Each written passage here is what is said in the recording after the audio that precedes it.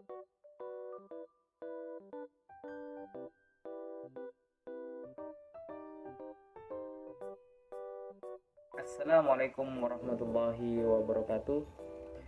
Perkenalkan, nama saya Nanda Prisma Utomo dari kelas Manajemen Dakwah 3B dengan NIM 12631121241. Baik, sebelumnya saya berterima kasih kepada Ibu Dr. Zulfa Ismawati selaku dosen pengampu mata kuliah Metodologi Penelitian Kuantitatif di Manajemen Dakwah 3B. Baik, langsung saja saya akan membahas tentang penggunaan teori, landasan teori, dan juga tinjauan pustaka.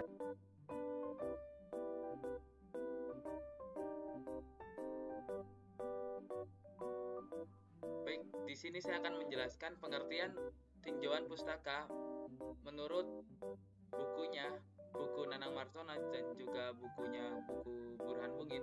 Yang pertama, menurut Nanang Martono adalah tinjauan pustaka atau literatur review adalah merupakan sebuah proses mencari, membaca, memahami, dan menganalisis berbagai literatur, hasil kajian atau studi yang berhubungan dengan penelitian yang akan dilakukan.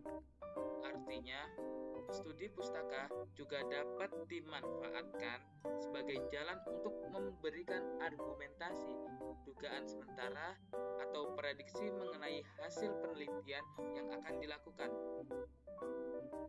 Menurut buku Burhan Bungin selanjutnya, yaitu tinjauan pustaka atau literatur review adalah langkah membahas penerbitan informasi dalam bidang subjek yang ada kaitan erat dengan penelitian yang akan dilakukan dalam jangka waktu terdekat.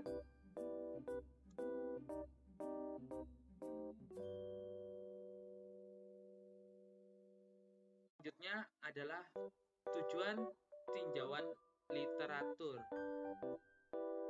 Nah, pasti bertanya-tanya, apa sih tujuan dari tinjauan pustaka itu? Baik, di sini saya akan menerangkan yang pertama, yaitu untuk menunjukkan kemampuan ilmiah peneliti mengidentifikasi informasi yang relevan dan secara garis besar untuk pengetahuan yang ada. Selanjutnya, untuk mengidentifikasi gap dalam penelitian ini, bahwa penelitian berupaya untuk mengidentifikasi lokasi terbit literatur, posisi pekerjaan dalam konteks penelitian sebelumnya, dan menciptakan sebuah ruang penelitian untuk pekerjaan. Selanjutnya, untuk mengevaluasi dan melakukan sintesis informasi sejalan dengan konsep-konsep yang telah peneliti tentukan sendiri untuk penelitiannya. Selanjutnya, untuk menghasilkan alasan atau justifikasi studi tersebut. Selanjutnya, untuk mengidentifikasi adanya kesenjangan dalam literatur.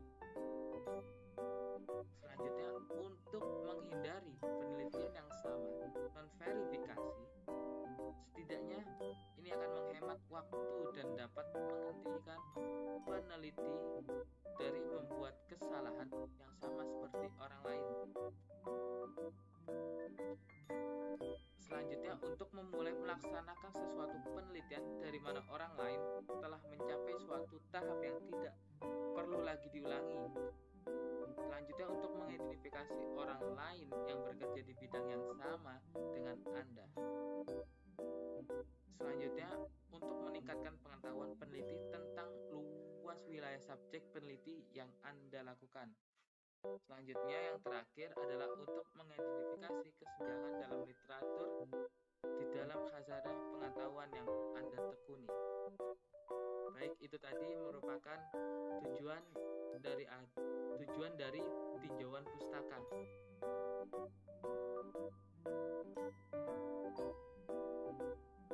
Yang selanjutnya adalah sumber-sumber tinjauan literatur. Ini ada 3 sumber yang menjadi penelusuran literatur yang seringkali juga digunakan. Di sini dibagi menjadi 3. Yang pertama adalah sumber primer, yang kedua adalah sumber sekunder, dan yang ketiga adalah sumber tersier. Lalu, apa sih yang dimaksud dengan sumber primer? Sumber primer adalah sumber yang belum diinterpretasikan terhadap orang lain.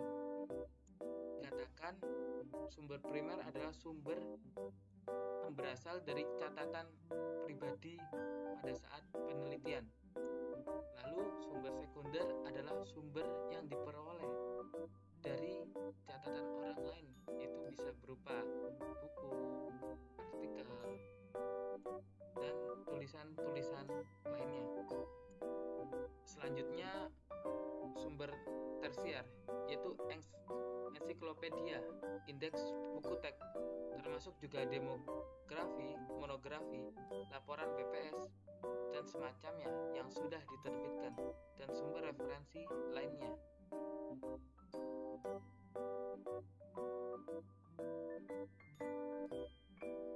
Nah, teman-teman, setelah kita mengetahui dari mana tinjauan pustaka itu didapat, yaitu dari sumber-sumber ketiga itu, dari sumber premier, sekunder, dan tersier, langkah selanjutnya adalah bagaimana cara kita menulis atau langkah-langkah umum menulis suatu tinjauan pustaka. Di dalam buku Burhan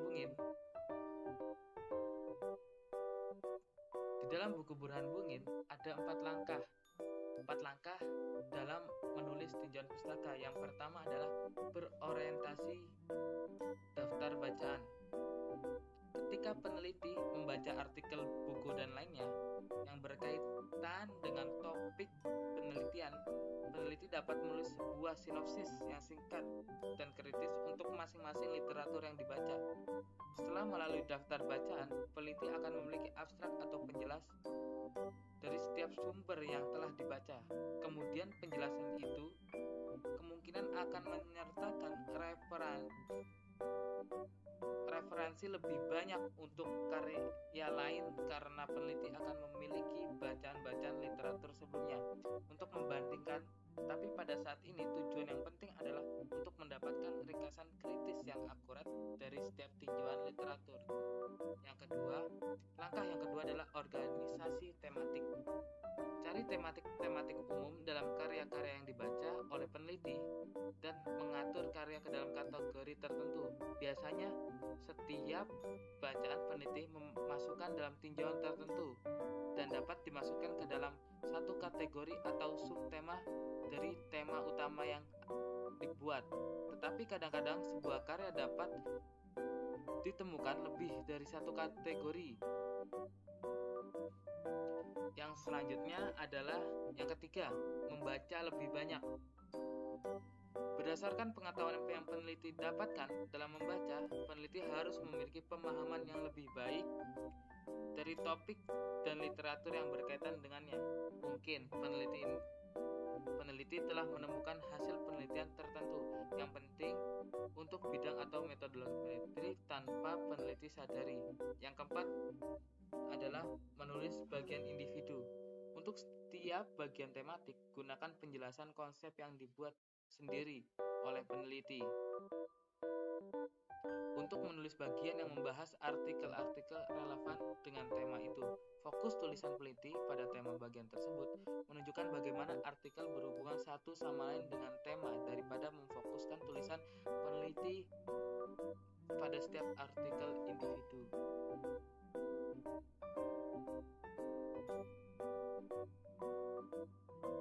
Baik, selanjutnya adalah format tinjauan pustaka. Di format tinjauan pustaka, di sini ada 4 bagian. Yang pertama adalah bagian latar belakang, yang kedua ada bagian naskah, yang ketiga ada bagian temuan, dan yang terakhir, yang keempat adalah kesimpulan. Di latar belakang, dalam bagian pertama dapat diringkas bagaimana mendapatkan kalimat penting di dalam tujuan literatur. Peneliti dengan satu atau dua kalimat menjelaskan kebutuhan untuk tinjauan literatur yang akan dilaksanakan. Selanjutnya, naskah daftar dokumen termasuk dalam kajian ini. Sebagai contoh, naskah asli, 1 monograf, 5 review, 4 artikel populer, dan 1 naskah temuan. Tulis beberapa kalimat di sini untuk menguraikan temuan-temuan utama dari dokumen peneliti tinjau. Berikan data yang ditemukan dan berikan pula interpretasi terhadap temuan-temuan tinjau yang diperoleh peneliti itu. Yang ditulis di dalam naskah tersebut termasuk sebesar apa efek temuannya. Di dalam mengulas temuan-temuan ini, gunakan bahasa sederhana dan tidak ada singkatannya. Kesimpulan bagian terakhir. Bagian ini merupakan ringkasan. Peneliti hanya perlu 1 atau 2 kalimat. Cobalah untuk memasukkan sebuah kesimpulan praktis yang signifikan di dalam kesimpulan ini. Baik, telah selesai materi yang saya sampaikan tentang tinjauan pustaka. Semoga apa yang telah saya sampaikan dapat memberi manfaat bagi Anda semua yang telah melihat video ini. Jika ada salah kata, disengaja maupun tidak sengaja, saya Nanda Prismautomo pamit undur diri. Sekian dari kelompok 1. Wassalamualaikum warahmatullahi wabarakatuh. Terima kasih.